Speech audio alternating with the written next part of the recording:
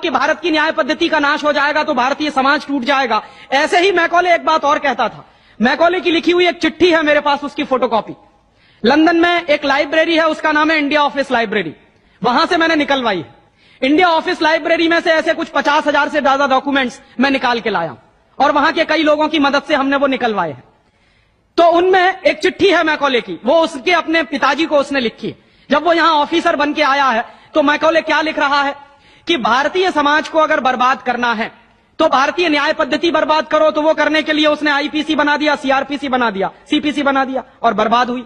दूसरी बात वो कहता था कि भारतीय समाज को बर्बाद करना है तो भारतीय शिक्षण पद्धति का नाश करो।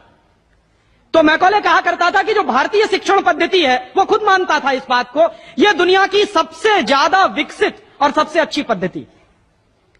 क्या होता था, यहां गुरुकुल चलते थे, गुरुकुलों में विद्यार्थी पढ़ते थे और विद्यार्थी 20 साल तक 25 साल तक ब्रह्मचर्य का पालन करते हुए शिक्षा ग्रहण करते थे, संस्कार मिलते थे और वो संस्कार लेकर समाज में जाते थे। उन्हीं संस्कारों से संस्कृति बनती थी और वही संस्कृति भारतीय संस्कृति कहलाती थी।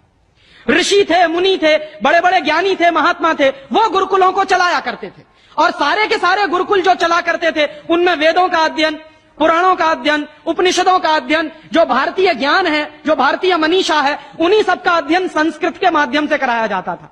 मैकॉले ने क्या किया कि गुरुकुलों का नाश अगर करना है तो उसने एक कानून बनाया। क्या कानून बनाया? संस्कृत में जितने विद्यालय इस देश में चलते थे हिंदुस्तान में अंग्रेजों के जमाने में, उन सबको उसने इल्लीगल घोषित किया, गैर कानूनी। और उसने प्रतिबंध लगा दिया कि संस्कृत भाषा के माध्यम से कोई भी गुरुकुल चलेगा उसको अंग्रेजी सरकार मान्यता नहीं देगी। तो मान्यता किसको देगी? अंग्रेजी के माध्यम से जो कॉन्वेंट स्कूल चलेंगे उनको अंग्रेजी सरकार मान्यता देगी। और उसके लिए बाकायदा उसने कानून बनाया। उस कानून का नाम है इंडियन एजुकेशन एक्ट। और यह इंडियन एजुकेशन एक्ट लागू हुआ 1858 में, आज से लगभग 140 साल पहले।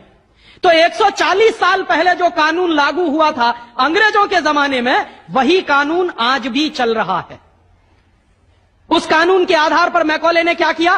संस्कृत के माध्यम से चलने वाले गुरुकुलों को बर्बाद कर दिया, कानून बना के उनको बंद करा दिया। जो उनमें अध्यापक होते थे, गुरु होते थे, उनको मार पीट कर अंग्रेजी सरकार जेल में बंद करती थी। जो विद्यार्थी अध्ययन के लिए जाते थे उनको रोक दिया जाता था, उनका अध्ययन ना होने पाए उसके लिए समस्याएं खड़ी की जाती थी। और दूसरी तरफ कॉन्वेंट स्कूल चालू कर दिए और उसमें अंग्रेजी के माध्यम से शिक्षण देना शुरू किया।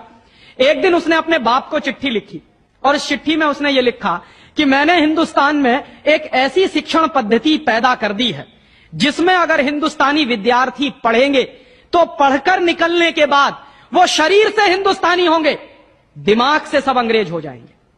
वो देख रहे हैं, अभी देख रहे हैं। तो शरीर से हिंदुस्तानी और दिमाग से अंग्रेज।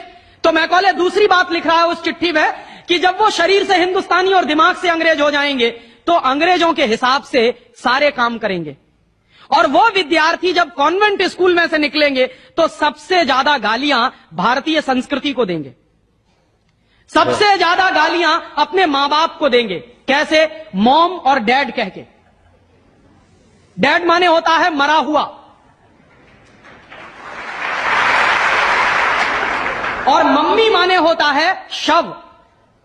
इजिप्ट में आप जाइए, मिस्र एक देश है, वहां पे ममीज कहा जाता है किसको? मरे हुए आदमी के शव को। तो हमारी मां हो गई मम्मी, मम्मी, और पिताजी हो गए डैड।